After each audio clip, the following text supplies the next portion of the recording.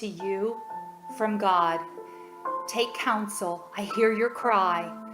It passes through the darkness, filters through the clouds, mingles with starlight, and finds its way to my heart on the path of a sunbeam.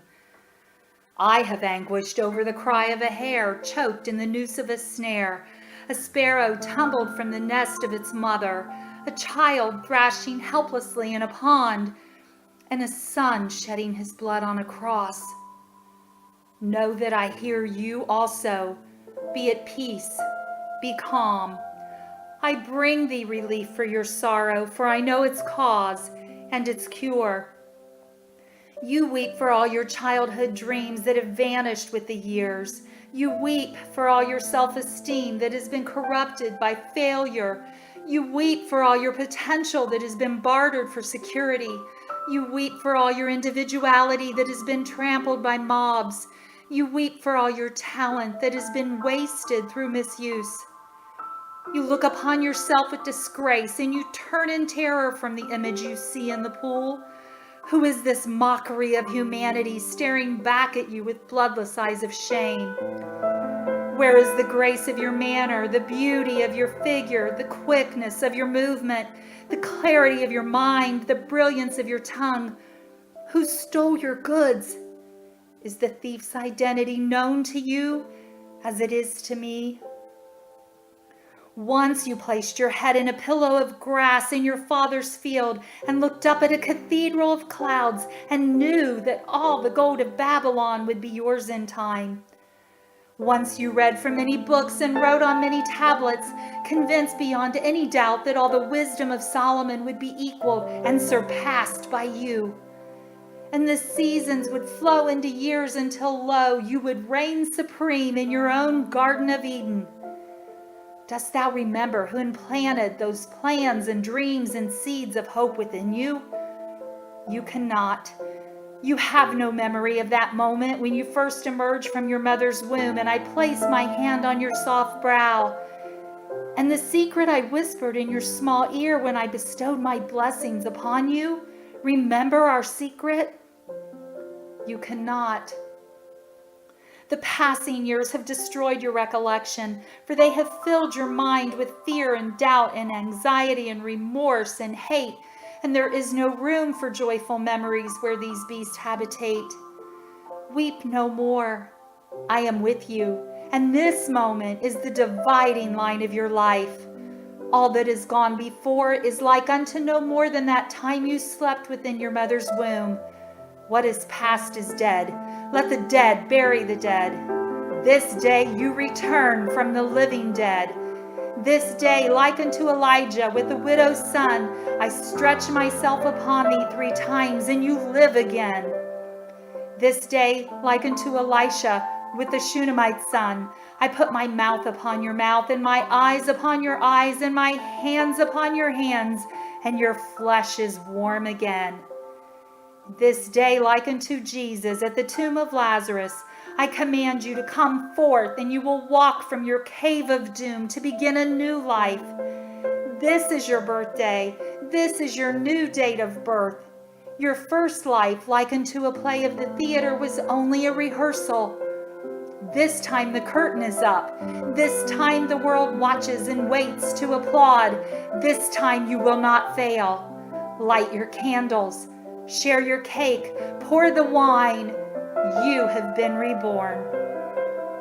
Like a butterfly from its chrysalis you will fly as high as you wish, and neither the wasp nor dragonflies nor mantids of mankind shall obstruct your mission or your search for the true riches of life.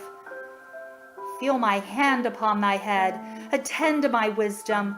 Let me share with you again the secret you heard at your birth and forgot.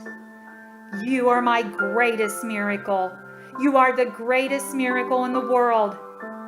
Those were the first words you ever heard. Then you cried. They all cried. You did not believe me then, and nothing has happened in the intervening years to correct your disbelief. For how could you be a miracle when you consider yourself a failure at the most menial of tasks? How can you be a miracle when you have little confidence in dealing with the most trivial of responsibilities? How can you be a miracle when you are shackled by debt and lie awake in torment over whence will come tomorrow's bread? Enough. The milk that is spilled is sour.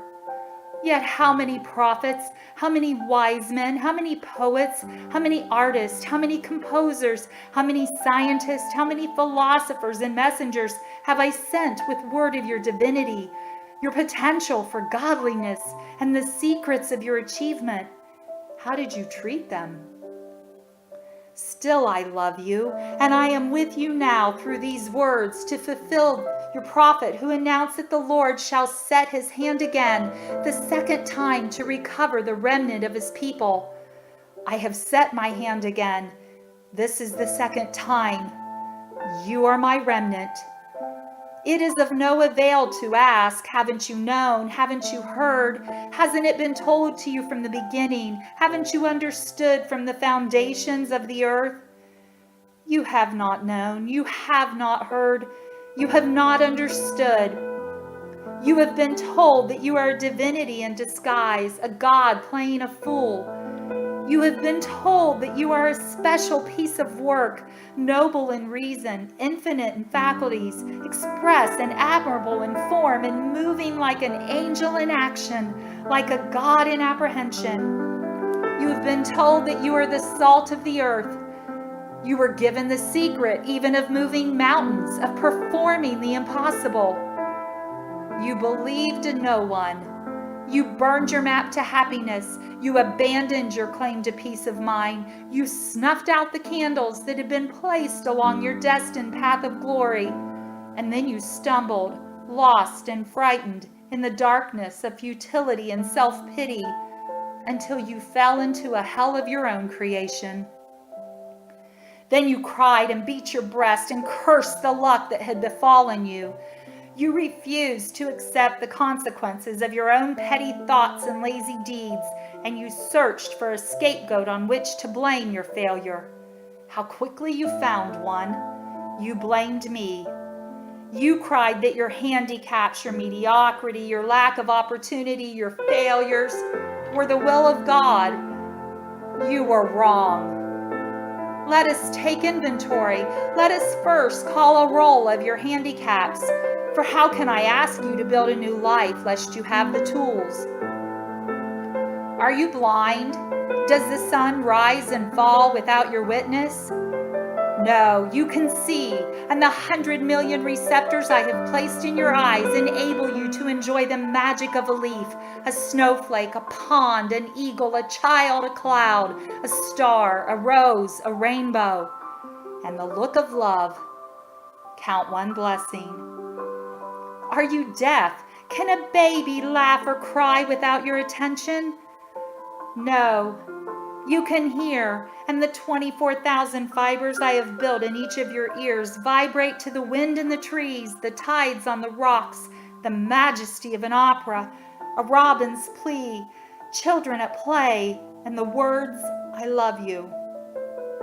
Count another blessing. Are you mute? Do your lips move and bring forth only spittle? No, you can speak, as can no other of my creatures, and your words can calm the angry, uplift the despondent, goad the quitter, cheer the unhappy, warm the lonely, praise the worthy, encourage the defeated, teach the ignorant, and say, I love you. Count another blessing. Are you paralyzed? Does your helpless form despoil the land? No, you can move. You are not a tree condemned to a small plot while the wind and world abuses you. You can stretch and run and dance and work, for within you I have designed 500 muscles, 200 bones, and 7 miles of nerve fiber, all synchronized by me to do your bidding. Count another blessing. Are you unloved and unloving? Does loneliness engulf you night and day? No, no more. For now you know love's secret, that to receive love it must be given with no thought of its return. To love for fulfillment, satisfaction, or pride is no love. Love is a gift, on which no return is demanded. Now you know that to love unselfishly is its own reward, and even should love not be returned, it is not lost.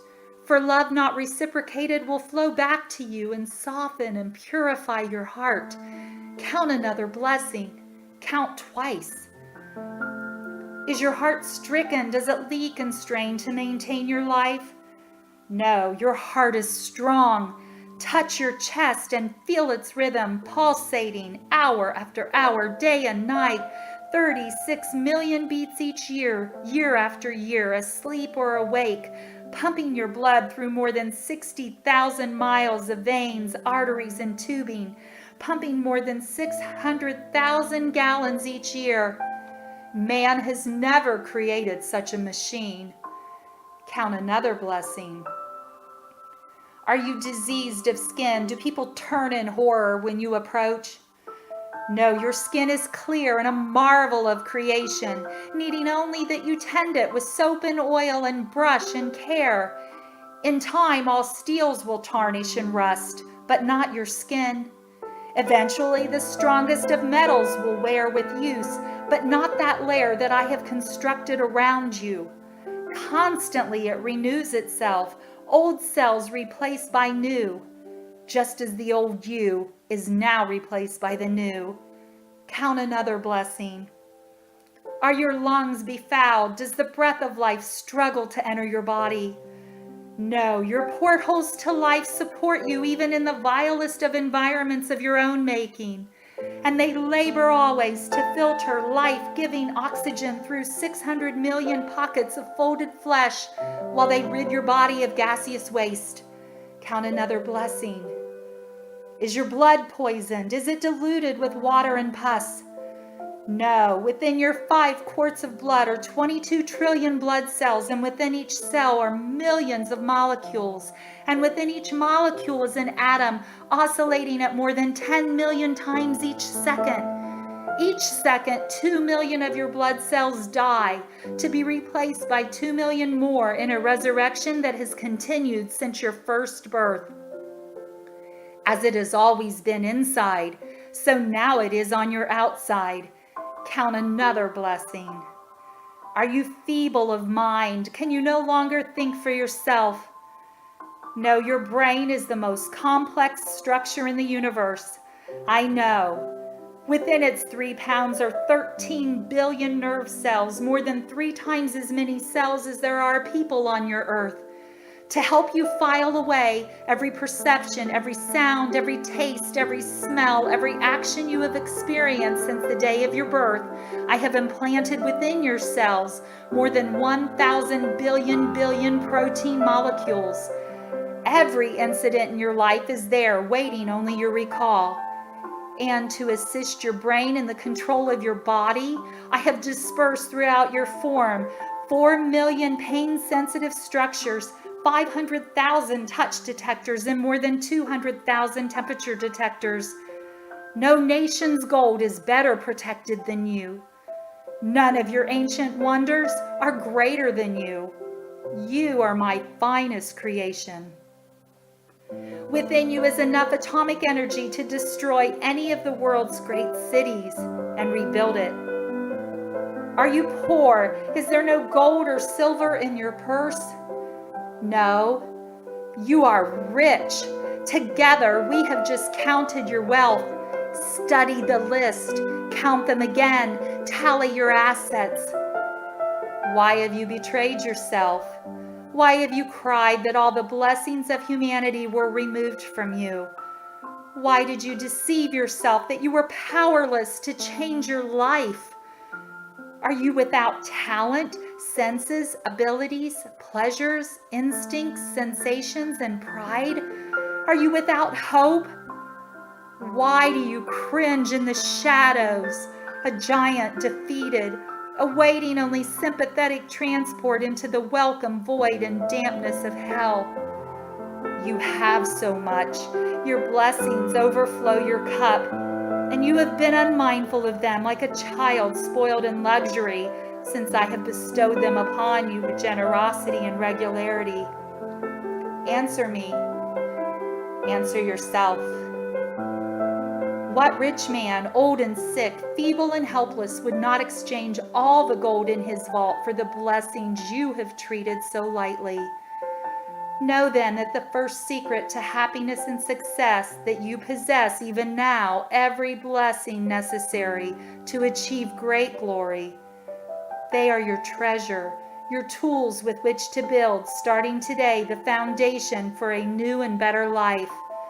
Therefore I say unto you, count your blessings, and know that you already are my greatest creation.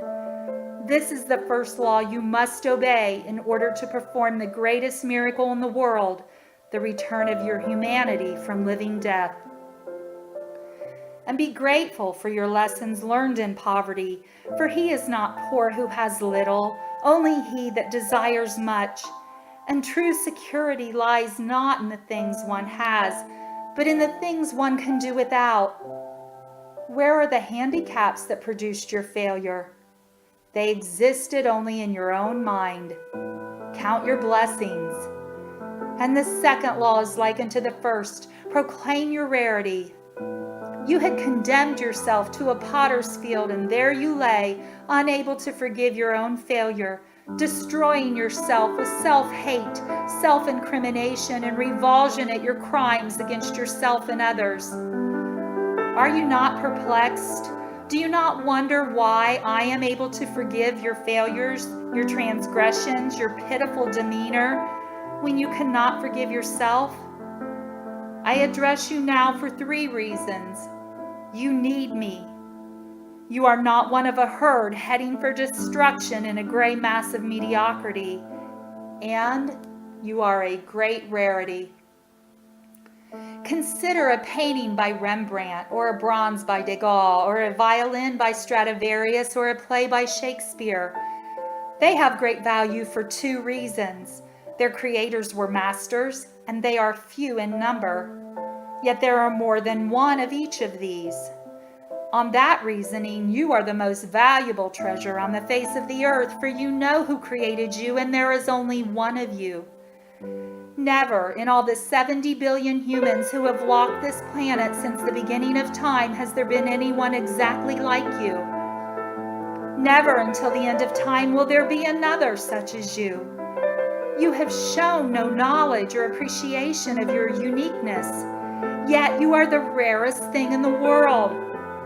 From your Father, in his moment of supreme love, flowed countless seeds of love, more than 400 million in number.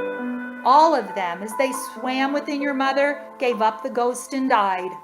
All except one, you. You alone persevered within the loving warmth of your mother's body, searching for your other half. A single cell from your mother, so small that more than 2 million would be necessary to fill an acorn shell. Yet despite impossible odds in that vast ocean of darkness and disaster, you persevered, found that infinitesimal cell, joined with it, and began a new life. Your life. You arrived bringing with you, as does every child, the message that I was not yet discouraged of man. 2 cells now united in a miracle. 2 cells, each containing 23 chromosomes, and within each chromosome, hundreds of genes which would govern every characteristic about you. From the color of your eyes, to the charm of your manner, to the size of your brain. With all the combinations at my command, beginning with that single sperm from your father's 400 million, through the hundreds of genes in each of the chromosomes from your mother and father, I could have created 300,000 billion humans, each different from the other. But who did I bring forth? You. One of a kind, rarest of the rare, a priceless treasure possessed of qualities in mind and speech and movement and appearance and action as no other who has ever lived, lives, or shall live. Why have you valued yourself in pennies when you are worth a king's ransom?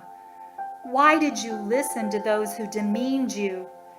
And far worse, why did you believe them? Take counsel. No longer hide your rarity in the dark.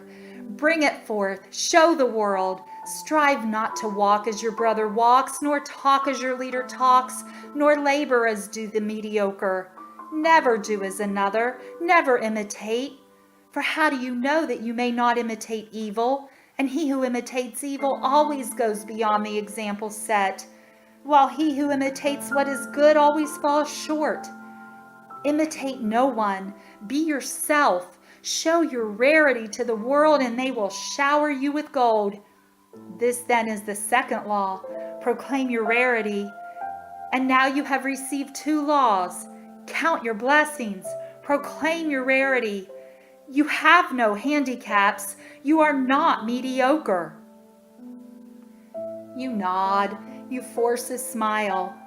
You admit your self-deception. What of your next complaint? Opportunity never seeks thee? Take counsel, and it shall come to pass, for now I give you the law of success in every venture. Many centuries ago, this law was given to your forefathers from a mountaintop. Some heeded the law, and lo, their life was filled with the fruit of happiness, accomplishment, gold, and peace of mind. Most listened not, for they sought magic means, devious routes, or waited for the devil called luck to deliver to them the riches of life.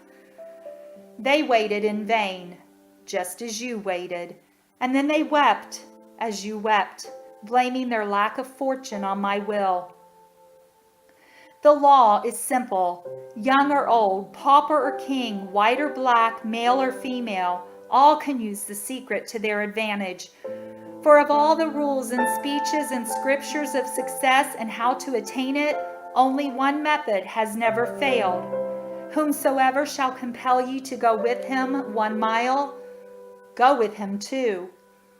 This then is the third law, the secret that will produce riches and acclaim beyond your dreams. Go another mile. The only certain means of success is to render more and better service than is expected of you, no matter what your task may be. This is a habit followed by all successful people since the beginning of time. Therefore I saith, the surest way to doom yourself to mediocrity is to perform only the work for which you are paid. Think not you are being cheated if you deliver more than the silver you receive. For there is a pendulum to all life, and the sweat you deliver, if not rewarded today, will swing back tomorrow tenfold. The mediocre never goes another mile, for why should he cheat himself, he thinks. But you are not mediocre. To go another mile is a privilege you must appropriate by your own initiative. You cannot, you must not avoid it. Neglect it. Do only as little as the others, and the responsibility for your failure is yours alone. You can no more render service without receiving just compensation than you can withhold the rendering of it without suffering the loss of reward. Cause and effect, means and ends, seeds and fruit, these cannot be separated. The effect already blooms in the cause, the end pre-exists in the means, and the fruit is always in the seed. Go another mile. Concern yourself not should you serve an ungrateful master. Serve him more. And instead of him, let it be me who is in your debt, for then you will know that every minute, every stroke of extra service will be repaid. And worry not should your reward not come soon, for the longer payment is withheld, the better for you. And compound interest on compound interest is this law's greatest benefit. You cannot command success, you can only deserve it. And now you know the great secret necessary in order to merit its rare reward. Go another mile. Where is this field whence you cried there was no opportunity? Look around thee. See, where only yesterday you wallowed on the refuse of self-pity, you now walk tall on a carpet of gold. Nothing has changed except you, but you are everything. You are my greatest miracle. You are the greatest miracle in the world. And now the laws of happiness and success are three. Count your blessings, proclaim your rarity, go another mile. Be patient with your progress.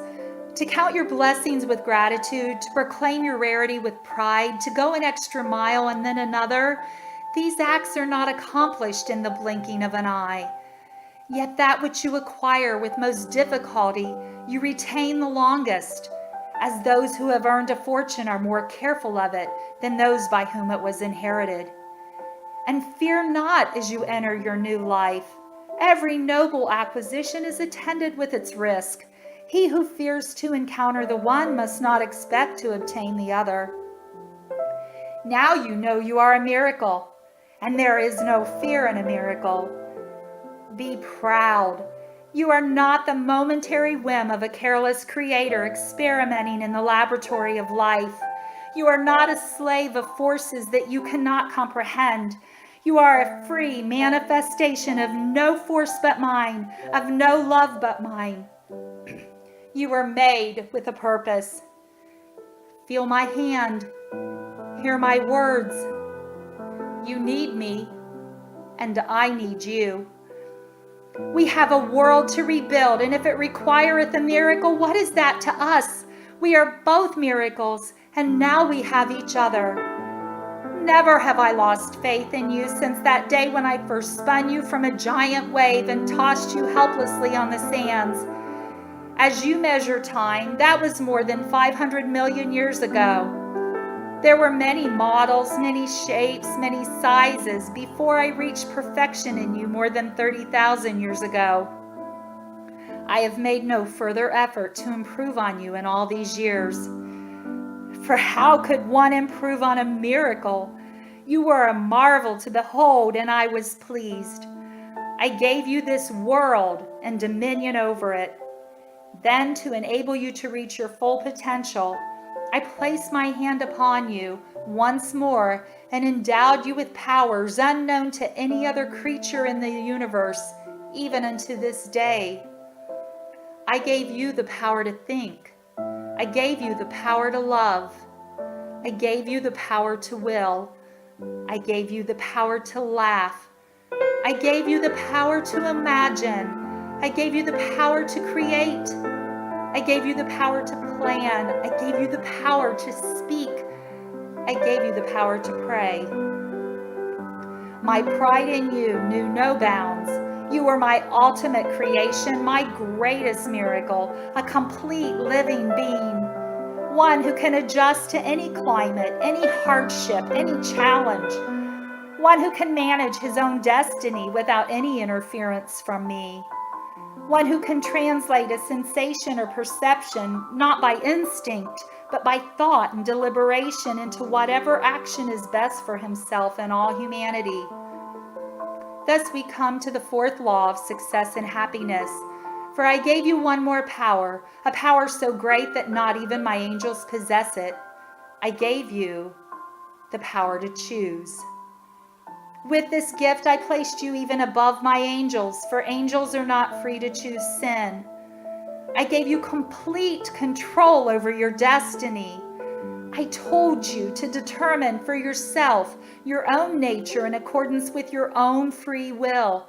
Neither heavenly nor earthly in nature, you were free to fashion yourself in whatever form you preferred.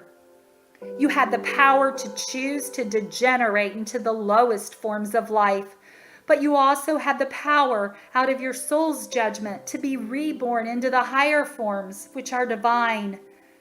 I have never withdrawn your great power, the power to choose. What have you done with this tremendous force? Look at yourself. Think of the choices you have made in your life and recall now those bitter moments when you would fall to your knees if only you had the opportunity to choose again. What is past, and now you know the fourth great law of happiness and success. Use wisely your power of choice. Choose to love rather than hate. Choose to laugh rather than cry. Choose to create rather than destroy. Choose to persevere rather than quit. Choose to praise rather than gossip. Choose to heal rather than wound. Choose to give rather than steal. Choose to act rather than procrastinate. Choose to grow rather than rot. Choose to pray rather than curse. Choose to live rather than die. Now you know that your misfortunes were not my will, for all power was vested in you, and the accumulation of deeds and thoughts which placed you on the refuse of humanity were your doing, not mine. My gifts of power were too large for your small nature. Now you have grown tall and wise, and the fruits of the land will be yours. You are more than a human being. You are a human becoming. You are capable of great wonders. Your potential is unlimited. Who else among my creatures has mastered fire? Who else among my creatures has conquered gravity, has pierced the heavens, has conquered disease and pestilence and drought? Never demean yourself again. Never settle for the crumbs of life. Never hide your talents from this day hence. Remember the child who says, "When I am a big boy." But what is that? For the big boy says, "When I grow up." And then grown up he says, "When I am wed." But to be wed, what is that after all? The thought then changes to "when I retire." And then retirement comes, and he looks back over the landscape traversed. A cold wind sweeps over it, and somehow he has missed it all, and it is gone. Enjoy this day today, and tomorrow. You have performed the greatest miracle in the world. You have returned from a living death. You will feel self-pity no more, and each new day will be a challenge and a joy. You have been born again. But just as before, you can choose failure and despair or success and happiness. The choice is yours. The choice is exclusively yours. I can only watch as before in pride or sorrow. Remember then the 4 laws of happiness and success. Count your blessings, proclaim your rarity, go another mile. Use wisely your power of choice. And one more to fulfill the other 4. Do all things with love. Love for yourself, love for all others, and love for me. Wipe away your tears. Reach out, grasp my hand, and stand straight. Let me cut the grave claws that have bound you. This day you have been notified. You are the greatest miracle in the world.